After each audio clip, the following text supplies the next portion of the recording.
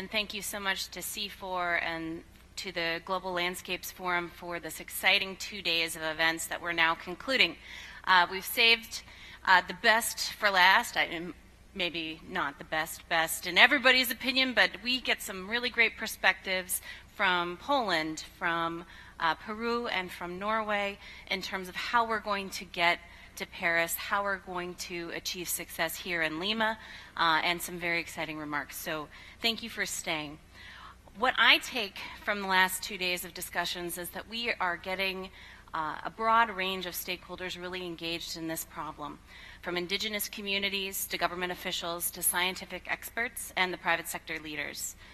There has been significant progress that's been made, and the importance of seeing this progress is further encouraged in the outcomes in Paris and in our actions in the post-2020 region. As we all know, the land sector, including forests and agriculture, is responsible for approximately a quarter of greenhouse gas emissions, and in some countries, this is up to 80% of emissions.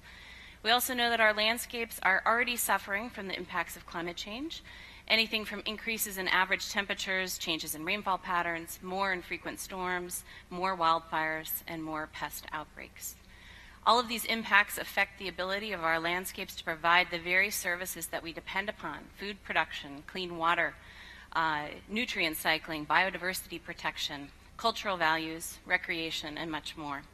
It's obvious to me why the land sector is a key part of our country's response, all of our country's response to climate change now and in post-2020. Fortunately, our countries and other stakeholders are already taking action, and this is very clear from the past 2 days. We've seen a number of developing countries set policies to protect their forests and other lands, to work with stakeholders to make this possible. We've seen the development of national strategies to reduce emissions from forest degradation and deforestation and to enhance carbon sequestration. We've seen countries link action on REDD+ to adaptation measures to ensure that the most vulnerable lands are being protected while at the same time reducing emissions. We've seen baselines established against which we will measure success and progress in reducing emissions. We've seen court cases which have assigned land rights to indigenous communities and recognizes their rights to manage their lands. We've seen governments looking at rural development in a whole new way, seeing land use as a way to generate economic development in the long run. We've seen companies and investors shift their business practices in order to reduce deforestation and to value and reward better land use. We've seen countries choose to account for new activities on new lands and their commitments that they're bringing to the table. And we've seen new tools developed to monitor our collective progress and hold us accountable.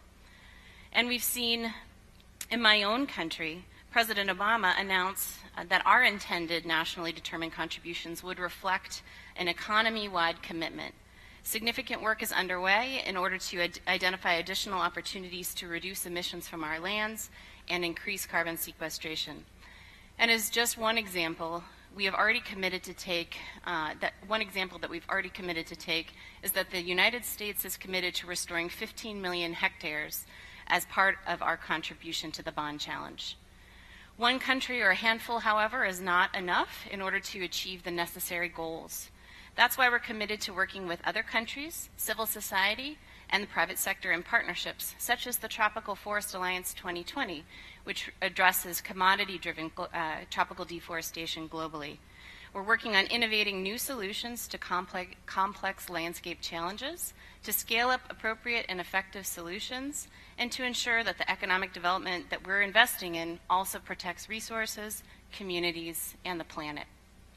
That's why we're so excited to see innovations already happening in this area. For example, in September in New York, we saw the signing of a new Indonesian palm oil pledge by 4 leading palm oil producing companies in the Indonesian Chamber of Commerce, committing to following industry-leading sustainability practices in order to green their supply chains, and including proactive government engagement on policy reform and adopting a principle of no planting on high carbon stock or peatlands. So when these companies account for 60% of global palm oil production, this really is a very significant step forward. Our collective progress in the land sector has been very impressive. We've demonstrated land use can provide real mitigation opportunities in countries big and small. We've demonstrated that we can measure progress. And we've demonstrated stakeholders want to take action to use their lands more wisely and to better adapt to inevitable climate change. But we have so much more work to do. As we work together towards a new path and a new agreement in Paris next year, we all need to seek out mitigation options available to each of us. This means countries must seek out options for action in their land sector that make sense given their national circumstances. It means that finding actions that provide both resilience and carbon sequestration benefits are key. It means generating livelihoods which are compatible with forest protection. And it means developing agricultural systems that are truly climate smart. It means restoring fragile lands and soils to protect lives and property, producing more on less land, and giving people the ability and the incentive to manage their lands for future generations. So we must work together to create a flexible land sector framework which works for all countries and which inspires additional action. We must continue to demonstrate transparently that results from the land sector are real, and we must take action in a way that secures long-term benefits that will last for generations to come. And we must secure an agreement which will make this possible. Fundamentally, these global landscape challenges are inextricably linked to development. We must design and follow development pathways that are sustainable for nations, people, and the planet.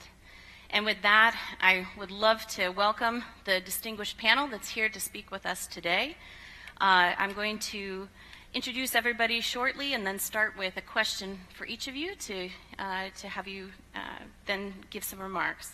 So our first speaker is Kasia Snyder, who is head of the Polish delegation to the United Nations Framework Convention on Climate Change and was the head of the COP19 presidency team. And then we'll hear from Per Farrow, who's the director of the government of Norway's International Climate and Forest Initiative in the Ministry of the Environment. And then finally, a man who needs no introduction,